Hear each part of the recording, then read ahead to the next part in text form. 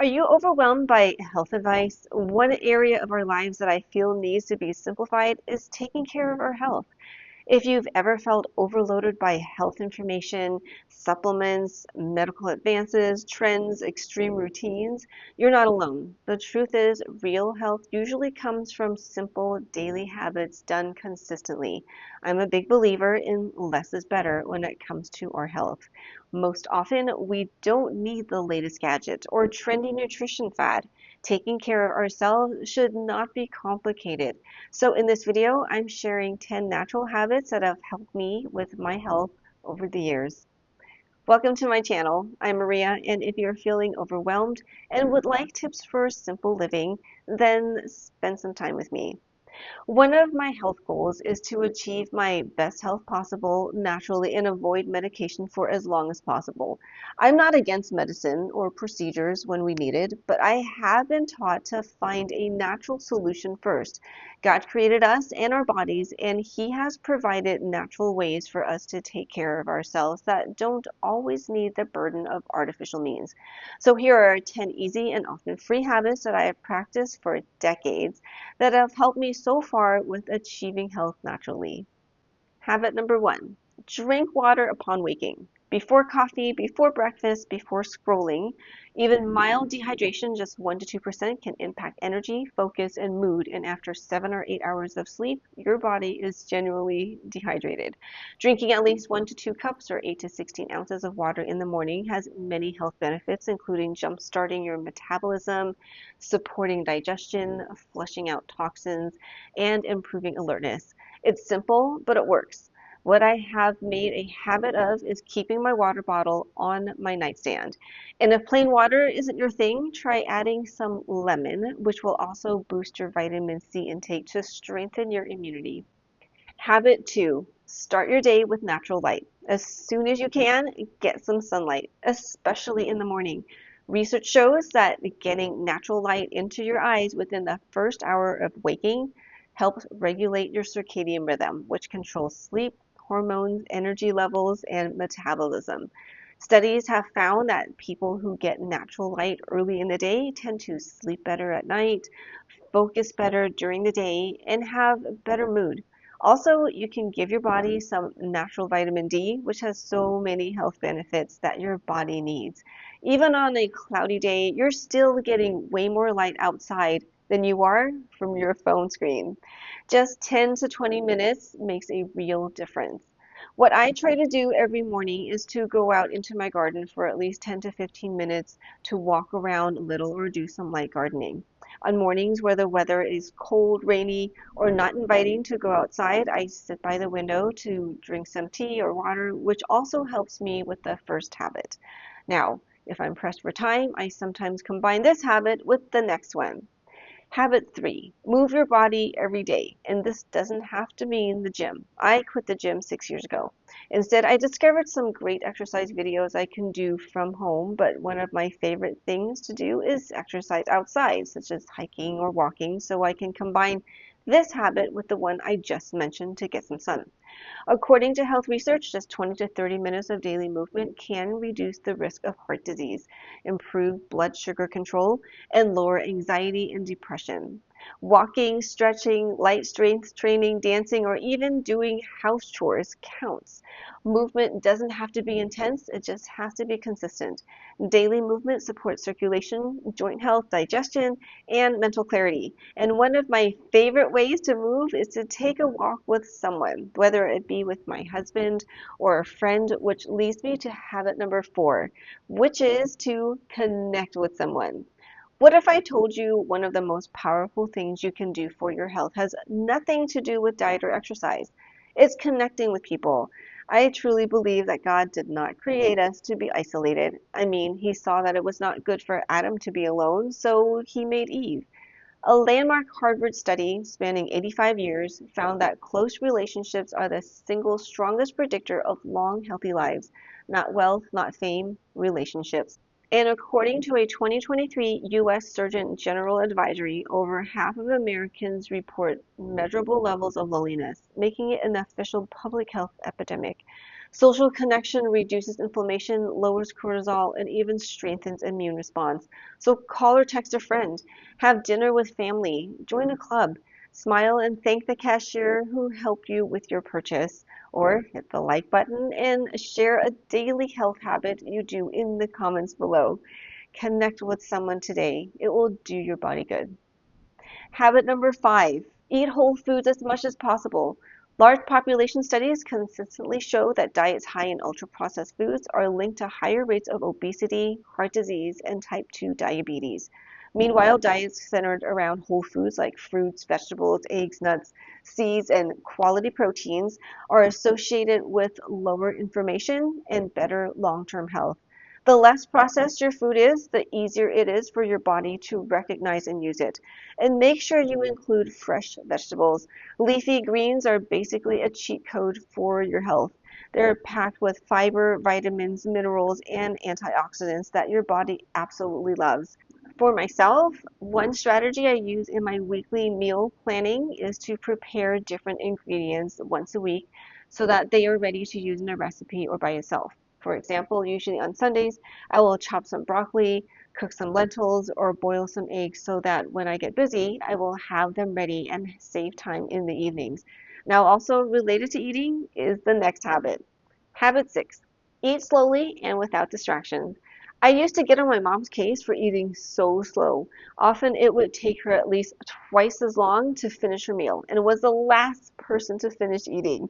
However, eating slowly might be one of the most underrated habits on this whole list.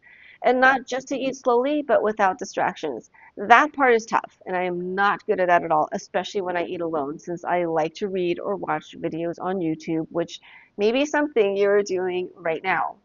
When you eat slowly and actually pay attention to your food, your digestion improves. You absorb nutrients better, and you're way less likely to overeat, resulting in weight gain. It takes about 20 minutes for your stomach to signal your brain that you're full. If you're shoveling food while watching Netflix, you're probably eating past the point of fullness without even realizing it. Slowing down is a hack for your whole digestive system. Other consequences of distracted or mindless eating are reduced satisfaction, where the brain is not focusing on the sensory experience, so people may eat more to feel satisfied, and digestive issues, where we may eat too quickly while distracted, resulting in discomfort or bloating. What to do? The obvious one is to remove distractions by turning off screens. And the best way to do this is to eat with others when possible and having a conversation, which will help us make those connections and slow us down. But I know it may not always be possible to eat with others. So a strategy I often use is to limit my portion sizes. So once I finish my meal, I can still watch whatever I was watching, but I need to stop eating. On to the next habit. Habit 7, get outside and touch nature. This habit is a little different than just the first one about getting natural light. You can sit by a window in a big city or walk around concrete jungles and get light. This one puts you in touch with nature, not a hike, not a camping trip, just outside in actual nature where you can touch and be with God's creation, even if that's a little patch of grass or getting some shade under a tree. There's a Japanese practice called Shinrin Yoku. Not sure if I said that correctly. It's also known as forest bathing, and the research behind it is interesting. Even short exposure to natural environments lowers cortisol, reduces blood pressure, improves mood, and boosts your immune function. Trees literally release compounds into the air that have calming effects on our nervous system. If you can't get to a park, even taking care of a house plant or watching birds through a window has some effect. Nature is medicine. For myself, regular walks outside and time in my garden have become part of my daily routine, and being outside is also helpful with the next habit. Habit 8, reduce daily stress. Stress doesn't just affect your mind, it affects your whole body. That might mean limiting constant news, setting boundaries, journaling, praying, or simply slowing down. Managing stress daily is one of the most powerful things you can do for long-term health. To reduce stress, you will need to identify what causes it. For myself, one of the biggest causes of stress lately is watching the news. I was thinking about this one and how easy it is to want to know what's going on all the time. And with social media and accessibility to the internet, it's easy to spend a large chunk of your day scrolling through multiple news reels that raise your blood pressure and shrivel your soul. Then we scroll down a rabbit hole of despair. And to pull ourselves out of that, we spend, or at least I spend, another 30 minutes watching funny cat videos to decompress. Now, I know we can't avoid the news entirely because we should know what is going on. So I give myself a time limit of 30 minutes in the evening to watch a little bit of news. I do have to admit that when my husband and I went on a cruise for our last vacation, I was too cheap to pay for Wi-Fi, so I couldn't watch the news and I did not miss it at all and felt so much more relaxed and slept better. So limit your news intake and practice the next habit to help decrease your stress levels. Habit 9, list the 3 things you're grateful for every day. Think of 3 specific things you are thankful for from your day. For example, I am thankful that one of the caterpillars from the milkweed plant has moved itself into position to form a chrysalis on its way to becoming a butterfly, or that my husband made dinner last night. This doesn't happen often, so I am truly thankful when he does this. The more specific, the better, because when they're general, such as I'm thankful for my family or my cat, it's easy to list those over and over again without much thought, and this practice becomes mundane. You can write them down or think about them or tell someone about them. And habit 10, prioritize sleep and wind down before bed. Sleep is essential, and having a routine that prepares your body gets you ready mentally and physically. Most of us go from full speed ahead to staring at the ceiling, wondering why we can't get sleep. Your brain needs a transition. That's where a simple wind down routine signals to your body that it's time to shift into sleep mode.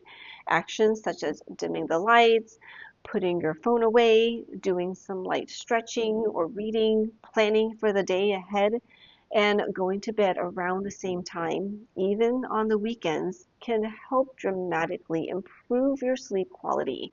And better sleep means better literally everything else: mood, energy levels, metabolism, immunity, and focus. How you end your day is just as important as how you start it, maybe more. One of my biggest struggles is to limit screen time at night. So much of our lives are tied to this device: entertainment, work, shopping, connecting with others, and keeping track of so much in our lives. But I've been trying to devote the last hour before bed to reading or a quiet activity without any screens. And there you have it, 10 simple daily habits that have helped me over the years with my health and can improve your health when practiced consistently. And all of them are free and don't take much time. If this video was helpful, hit that like button to share this content. Subscribe if you would like more tips on simple living, and share in the comments a daily habit you practice or would like to start to help you in achieving health naturally. Another habit that I practice to improve my health is to drink tea.